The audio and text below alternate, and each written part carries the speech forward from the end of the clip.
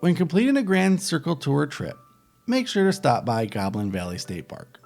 Located off Utah 24 between I-70 and Hanksville, the park's landscape has a surreal appearance and is probably the closest you can come to experiencing visiting another planet without actually leaving Earth.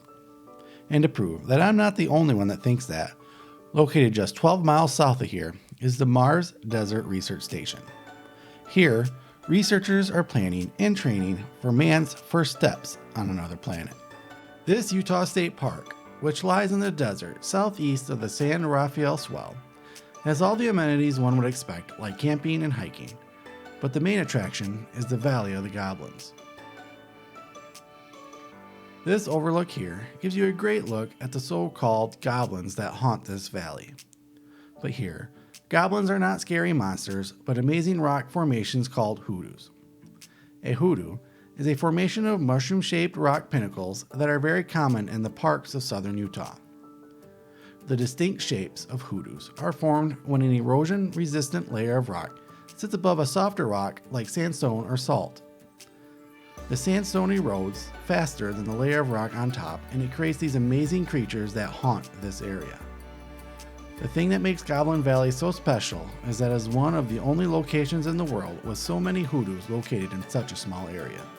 Evidence of Native American cultures, including the Fremont and the Ute, is common throughout the San Rafael Swell in the form of pictograph and petroglyph panels. Goblin Valley is noted for several rock art panels as well as the rock formations. The secluded Goblin Valley was then found by cowboys searching for cattle. Then, in the late 1920s, Arthur Chafin, later owner-operator of the Height Ferry, which is located south of here, was searching for an alternative route between Green River and Canesville. He came to a vantage point about 1 mile west of here and was awed by what he saw. 5 buttes in a valley of strange, goblin-shaped rock formations surrounded by a wall of eroded cliffs. After news of this area became public, it has attracted visitors to the valley despite its remoteness. In 1954, it was proposed that Goblin Valley be protected from vandalism. The state of Utah later acquired the property and established Goblin Valley State Reserve. It was officially designated a state park on August 24, 1964. Vegetation and wildlife exist on a limited supply of water in this arid desert environment. Plants have adapted by reducing the size of their leaves to reduce evaporation, with some even having a waxing coating on their leaves that reduce water loss. Flora occupying Goblin Valley include Mormon tea, Russian thistle, Indian ricegrass, and various cacti. Juniper and pinyon pine grow at slightly higher elevations. Animals often must travel many miles to find water or else wait for thunderstorms to provide moisture.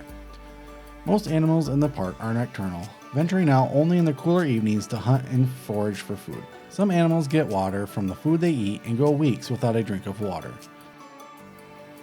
Daytime highs in the summer average between 90 and 105 degrees, and the evenings are around 50 because of the low humidity, high elevation, and sparse vegetation. Also, the intermittent summer monsoons arriving from the south can bring intense and localized thunderstorms. The rugged terrain and intense rainfall can lead to devastating flash floods, while the low humidity combined with gusty winds and frequent lightning can spark wildfires. Winters have colder temperatures and occasional snow, with temperatures above freezing most days, but often dropping as low as 10 degrees at night. The average precipitation in the year for this area is less than 8 inches. Alright folks, thanks for joining us. If you like this video, hit the thumbs up. If you want to see more like this, hit the subscribe button. Until next time, stay adventurous.